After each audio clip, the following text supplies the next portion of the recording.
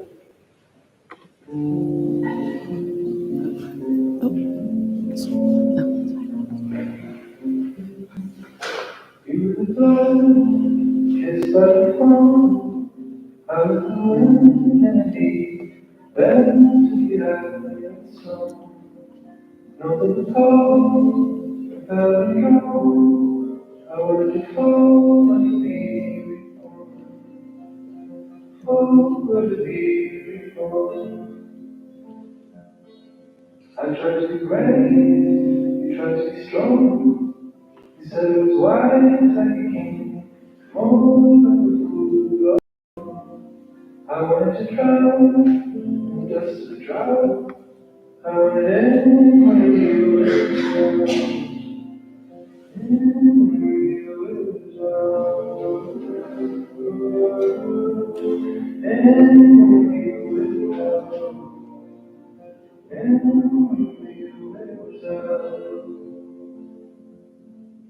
and so I ran, but no one followed. I was ahead and I ran to find out the clouds. Though it was dark, and I should pass. You were the first to remember. You were the first to remember. Tides of the sun dipping away. I was the wind and flying, dying to return someday. But I could leave, nor could I stay. Delivery, I used to say. Delivery, I used to say.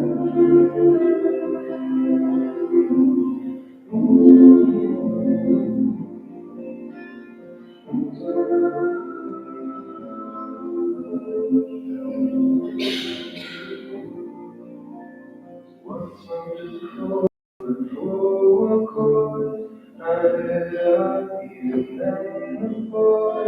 Go and be yours. Go and be with yours. Go and be with yours. Go and be with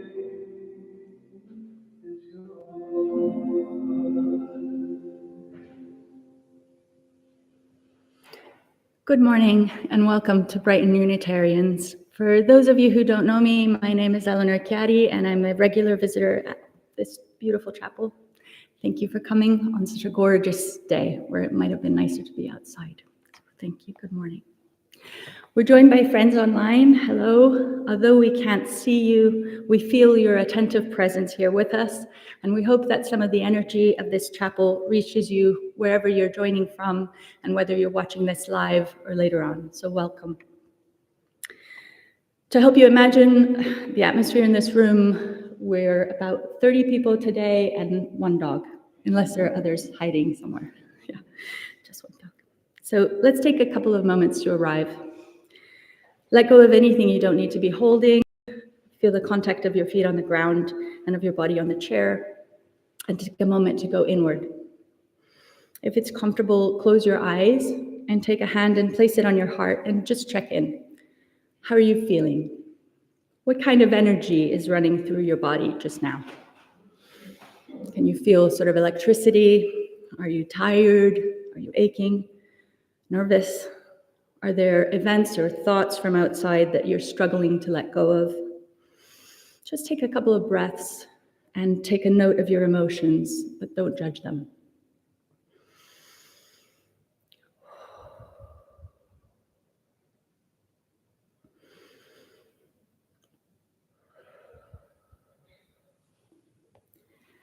Whatever the state of your heart today, you're welcome here exactly as you are. And this time and this place is for you. When you feel ready, open your eyes and have a look around the room. And if you're doing this at home, just imagine us there with you. And just look at the people that are gathered here today.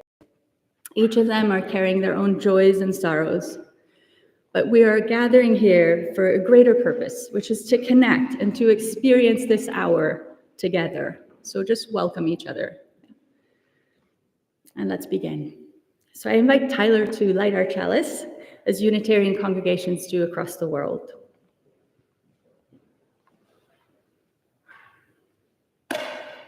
Oh. It always happens to me.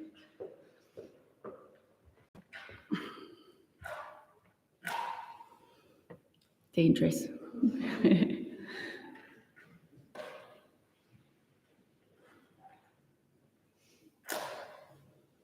Thank you. Oh, we need the long ones.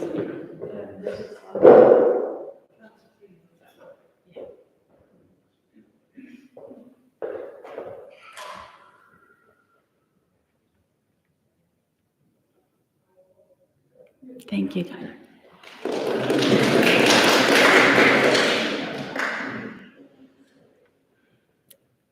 O light that shines brightest in the darkness, symbol of hope in difficult times, we turn to you to banish injustice and to find courage when it seems hard to find. It is your light that announces ritual and celebration, memory, joy, and concern. At this gathering, may you be a symbol of connection, and may you offer us inward peace as we strive for deeper inward living. Amen.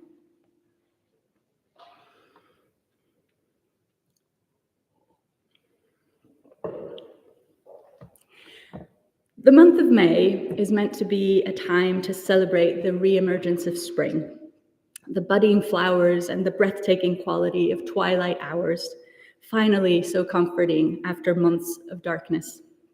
But unfortunately, in my personal life, I'm very far from this beautiful state of mind. So all that I can offer you today is a service about hard times.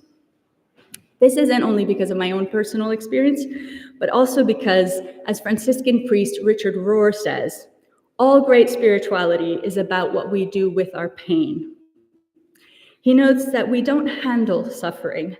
Suffering handles us in deep and mysterious ways that ironically become the very matrix of life. Suffering has the most power to lead us into genuinely new experiences, and experiences that we might say are religious. But talking about hard times doesn't necessarily have to bring you down, and I hope that it won't completely. Hard times have a way of moving us beyond chronological time, the fast rush rhythm of everyday life, and have the potential to move us into spaces of greater depth and transcendence, where growth, connection, and true transformation lie. So I have divided today's service into 3 parts. Part 1, Crip Time, in which I will also take you through a guided Qigong meditation. Part 2, Looking Up, Compassion as a Technology of Resilience. And Part 3, When We Have Nothing Left But Blessings, where I will end with a small ritual using your beautiful treasures. But let's begin by singing our first hymn from the Green Book, 60, Trust in Life.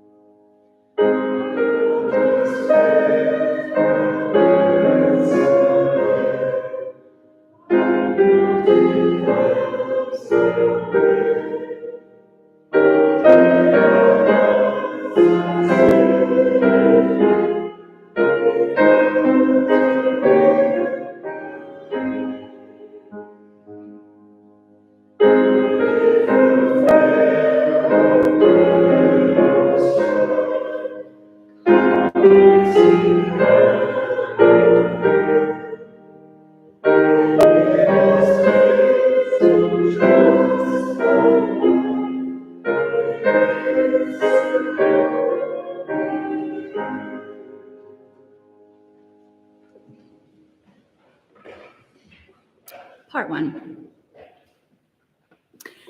As I have been an anxious person, and I'm very used to playing out terrible scenarios in my head.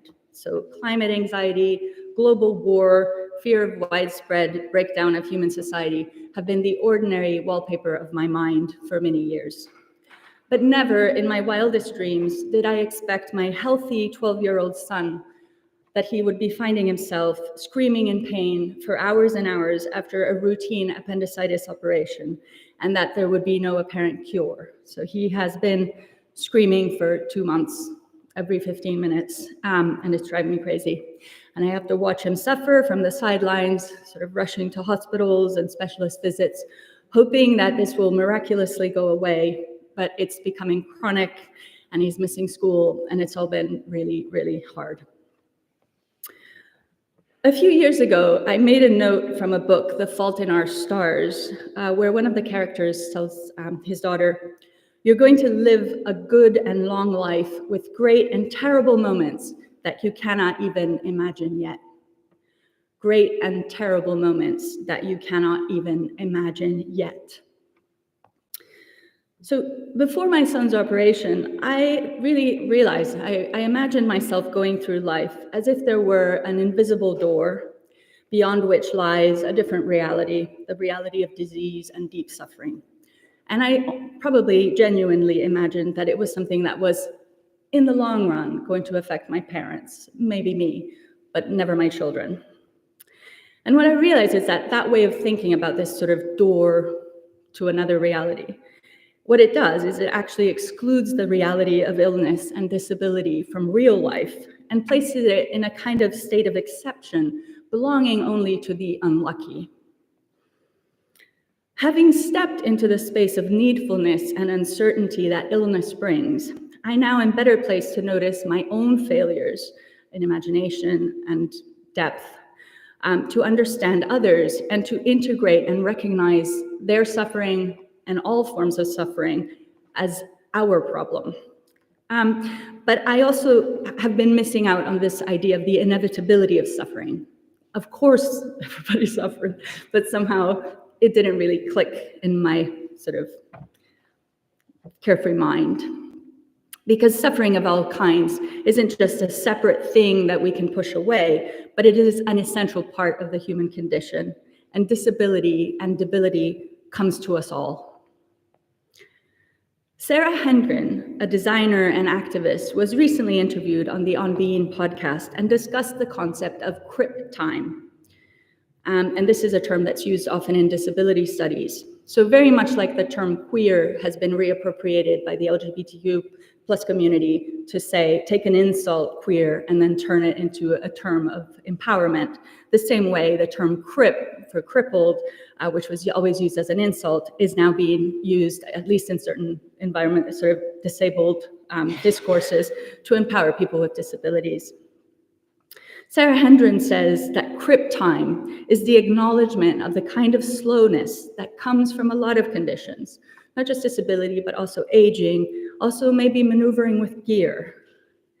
And she says, making friends with that slowness and trying to ask ourselves, Well, what is this hurry about? Leads us into asking the bigger question of what our lives are really about. What does it mean to be a human being in this particular time in the world? She asks, could we cultivate the kind of agency and openness and surprise and joy and difficulty that disability makes evident? And could we recognize ourselves? And she really means we, the collective we, of seeing disability as something really true and seeing ourselves in it. Anyone carrying a heavy suitcase to a train station or having to temporarily have crutches will notice how unwelcoming the design world is to needful bodies. But they may not necessarily think about the fact that they too will be needful. Those of you who are elderly, disabled, or in chronic pain don't need to be reminded of any of this. Crip time requires a slowing down that challenges the very hurried nature of so-called normal time. It requires patience and adaptability, but also the spaciousness and imagination of seeing ourselves in others, the others we are encountering.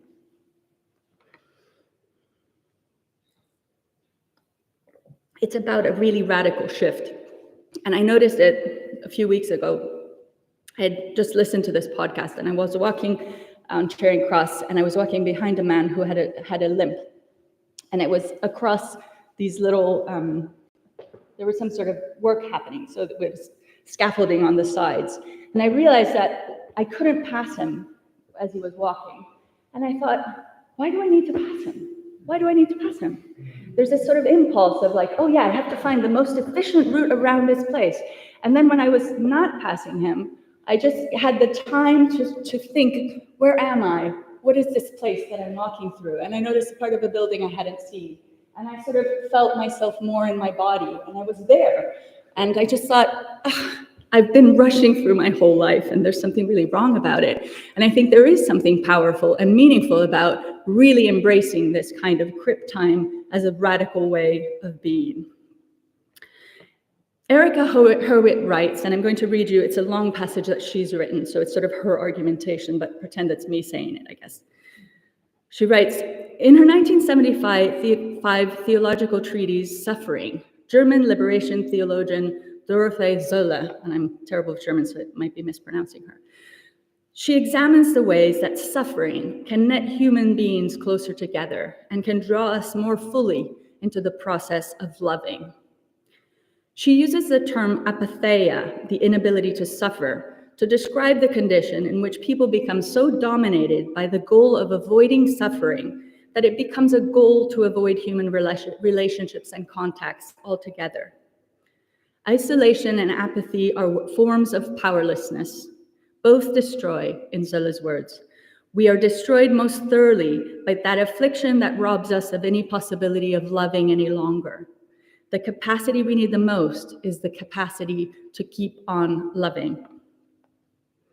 If pain and suffering tempt us to become isolated and apathetic, Zölle argues, we must instead give voice to our suffering by creating a language of lament that might draw us into solidarity. A language of lament that might draw us into solidarity. Maybe crip time is part of this language. The theology offered by Dorothee Sölle echoes that of her rough contemporary Hannah Arendt, who was a political theorist rather than a theologian. One of Arendt's most well-known assertions from her work, The Origins of Totalitarianism, is that totalitarianism is organized loneliness. And that seed of loneliness is isolation. The experience of not belonging to the world at all, which is among the most radical and desperate experiences of human beings. I think when we deny the slowness that we need for crip time, we're telling people that they don't belong in our world, that our world is somehow not for them. Sorry.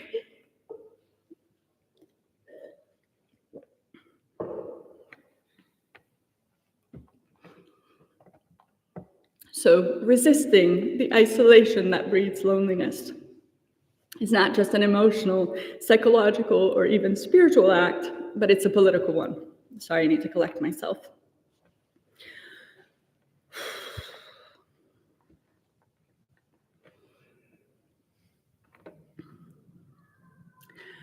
I like the idea that sharing pain and suffering brings us together in a radical way, which is both deeply spiritual but also political. That togetherness and a willingness to see everyone as part of us is an antidote to totalitarianism. It's an antidote to the illness that is ailing our world at the moment. And so what we do on Sunday mornings, in this view, in my view, is revolutionary. Recognizing that we will all be needful someday, if we're not already, also requires this patient slowing down.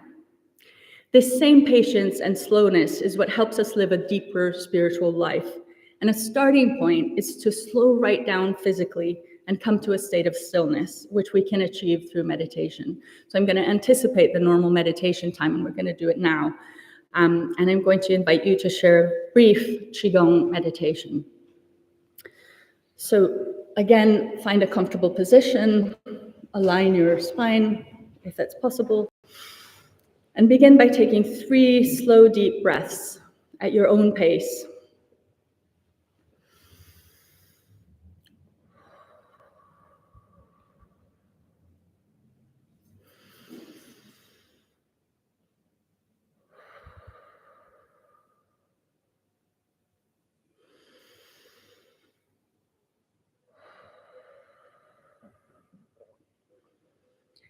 And then slowly bring your attention to your dantian, which is the space in the center of your body about 2 inches behind your navel. So it's sort of deep in your belly.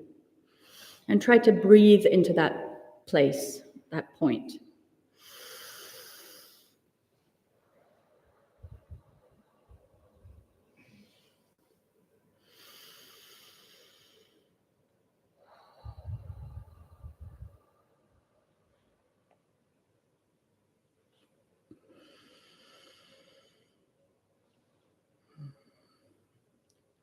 And as you bring your attention to your dantian, start to imagine that you have a tiny sun right in the center of your belly. Envision its light getting brighter and brighter as you take your breaths.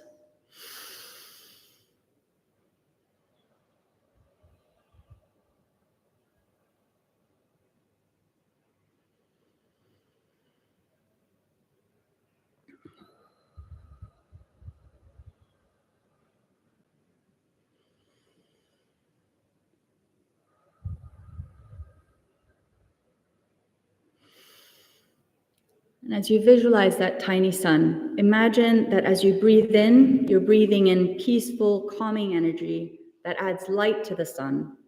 And as you breathe out, you're breathing out anxiety, fears, and tensions, and these are radiating away from the tiny sun and just dissolving.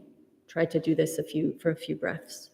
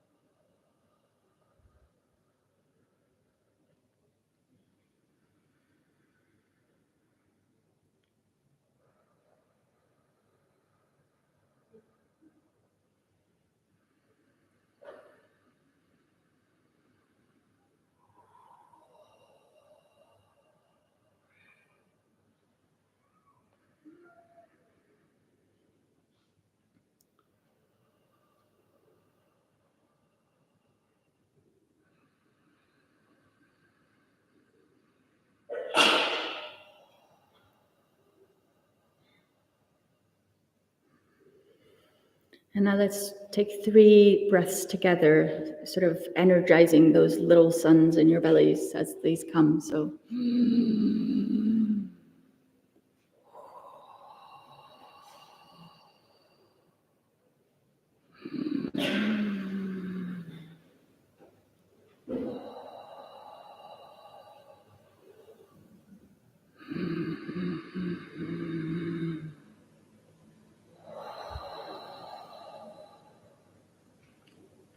Okay.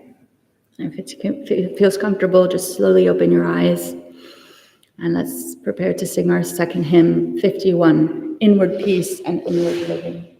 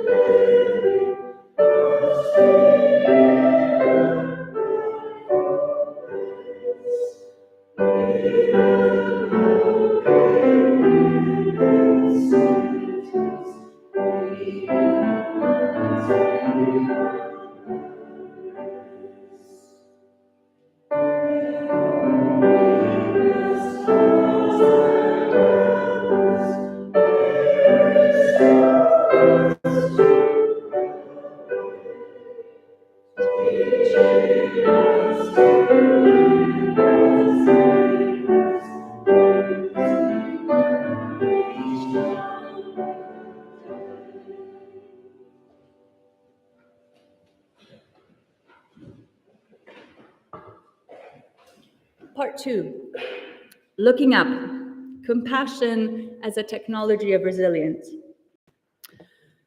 For the last 5 years, I have been supporting an organization called Human Rights, and rights is written like writing, he writes.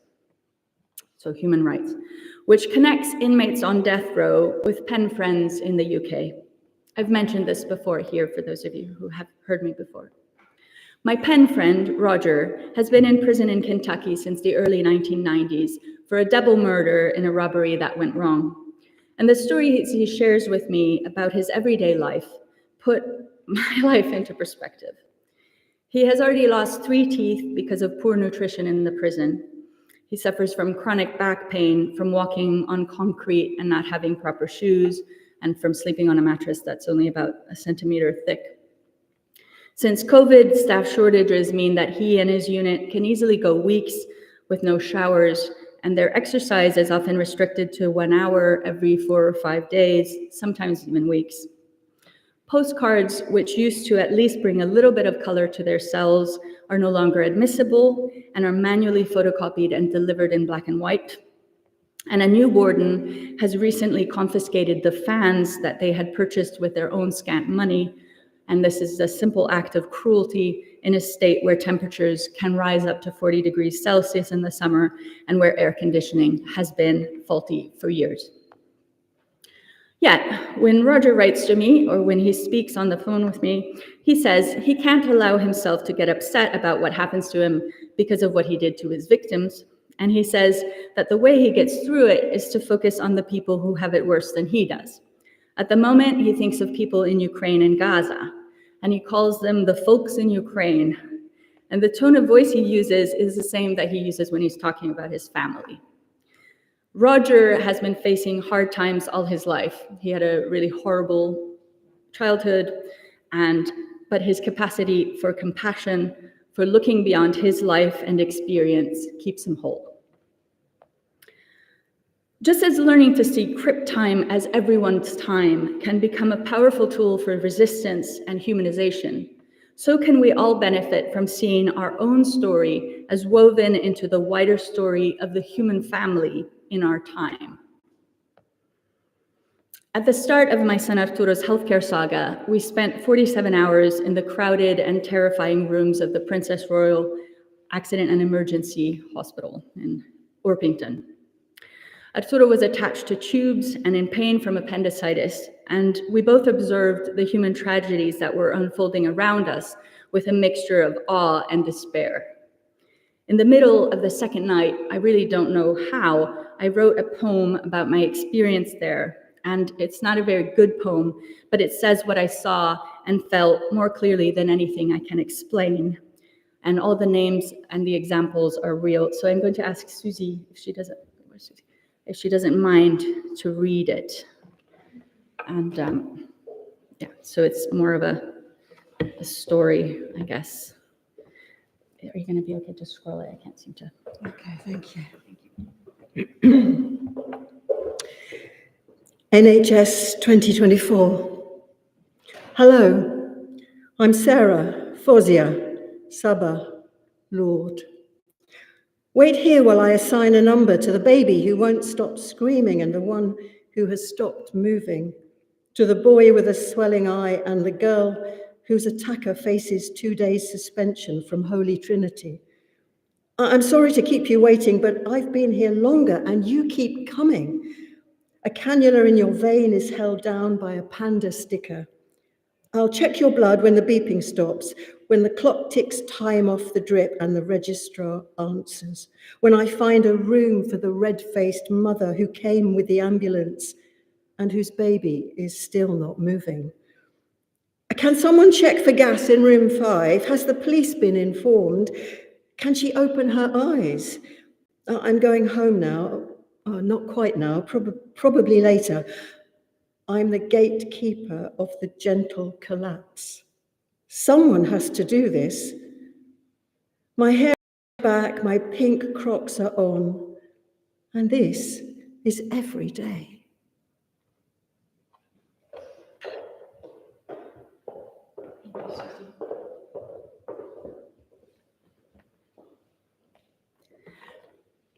The voices you heard are a composite of the 4 nurses who acted as gatekeepers to the crowds of people desperately waiting to be seen and treated, the gatekeepers of the gentle collapse. All of them were polite and kind. All were doing impossible jobs in impossible situations. And while my own micro-tragedy unfolded, my son's operation being delayed for hours and hours because of understaffing, a cannula in his veins, no beds for him to rest on, hours of waiting, I was also aware of our collective waiting, the gentle collapse of the NHS, which is as much a circumstantial event as a calculated political choice. And this is something that was happening to me, but it's happening to us all. On the 3rd night, I read the poem to Saba, the chief nurse, and she cried. She called her friend Fozia in, and they both cried, and they hugged me. My son was very puzzled. But in that tiny blue room, surrounded by beeping machines and IV drips, I felt that we were just a little bit more alive. And more than anything, I felt that we were together.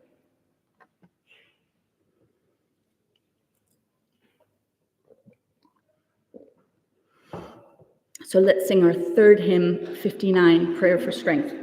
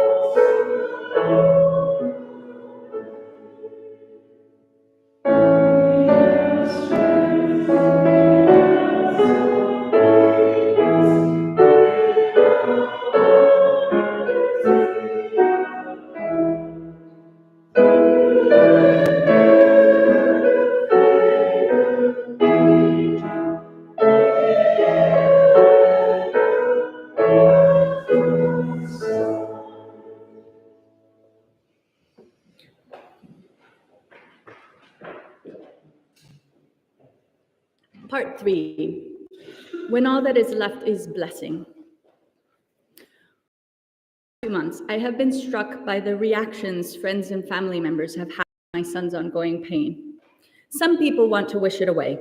I hope he gets better soon. Or they text me with questions like, any changes? Is he cured now?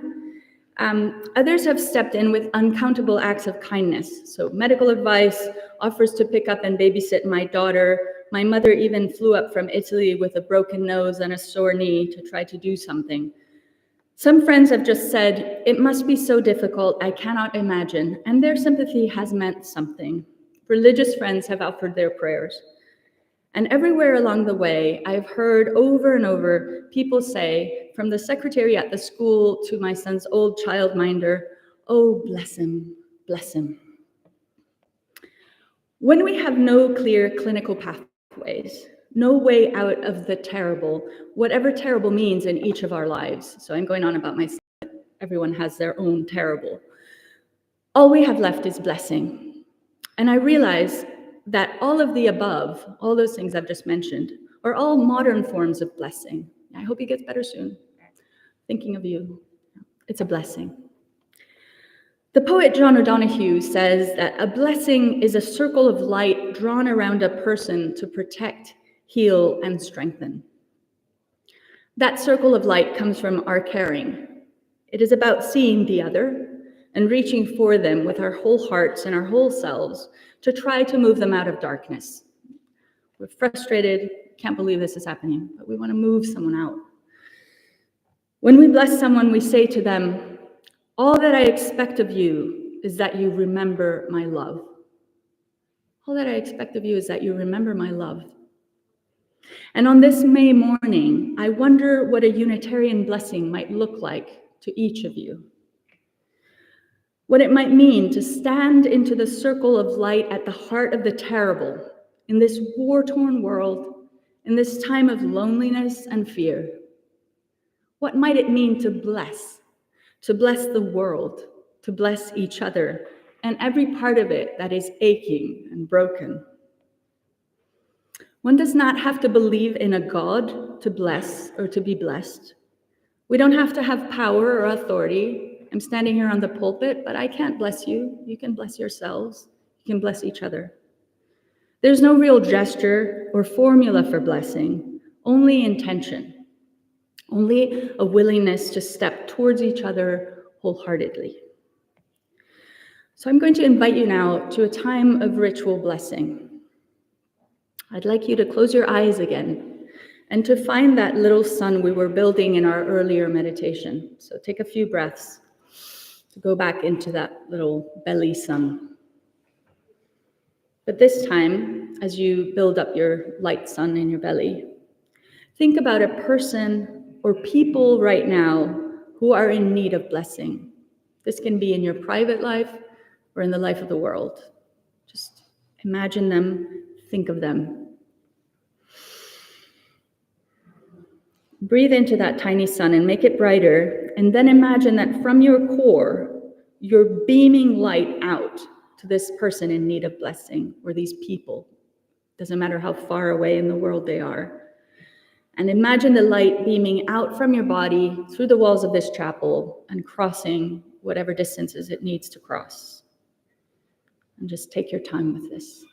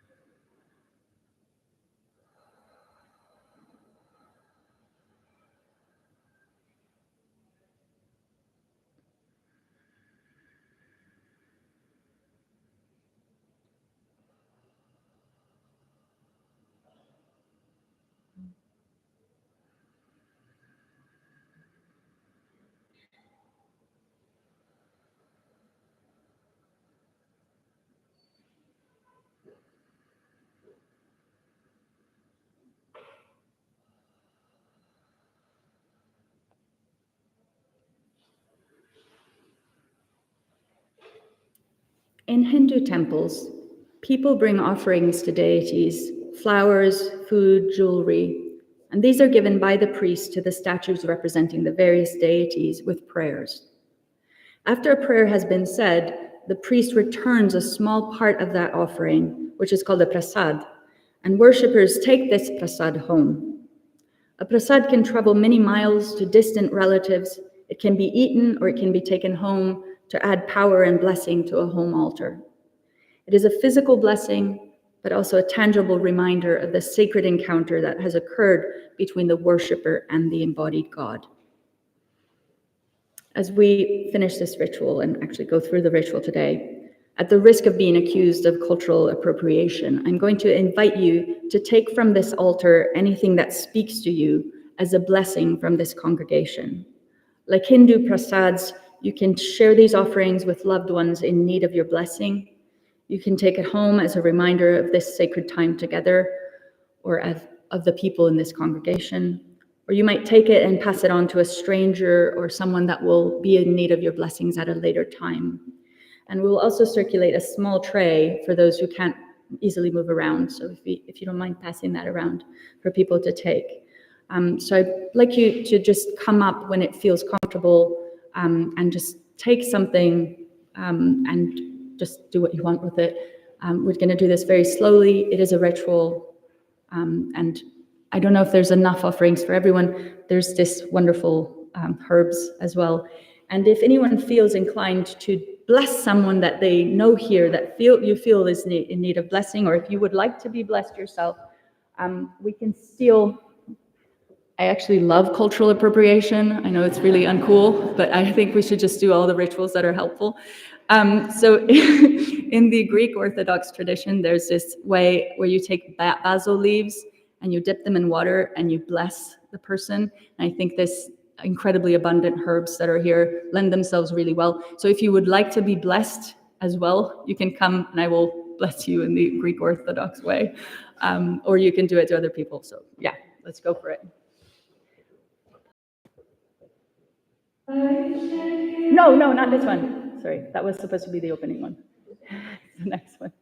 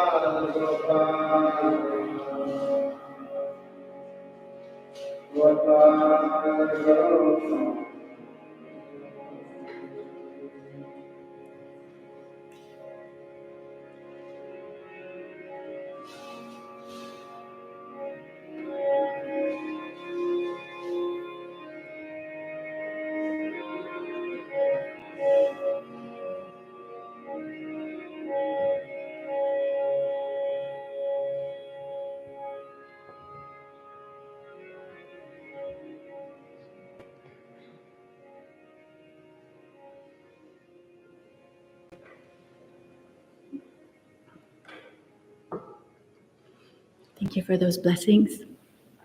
Let's sing our final hymn, 133, How Can I Keep from Singing?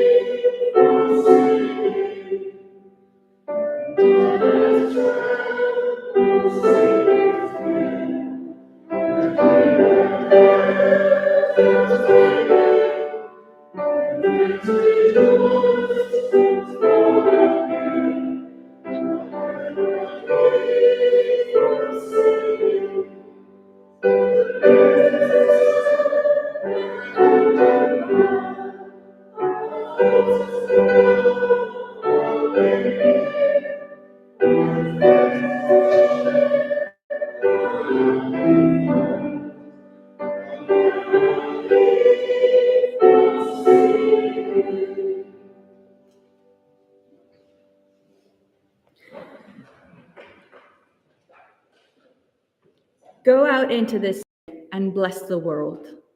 Bless the trees and the wind, strangers and friends whose pumping living hearts remind you that you have but one wild and precious life and that it is yours for living. Bless the sky and the ground, and know that wherever you go in this place, on this morning, our chalice's small light has mirrored the countless circles of light you have made and sent out with your imagination to name a love that unites and belongs to us all. Blessed be. Amen.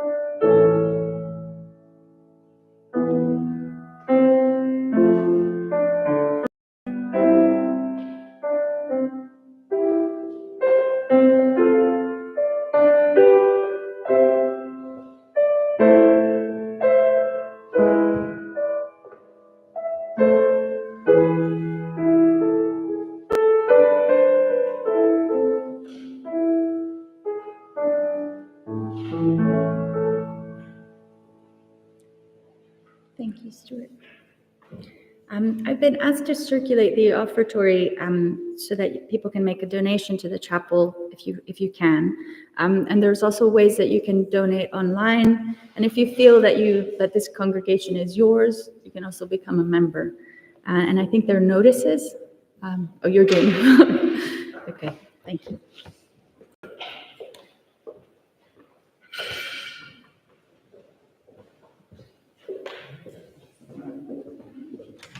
And please, sorry, after the service, please take some of these treasures home and pass them around, even to just strangers in the street. And I think there's little bags for the herbs.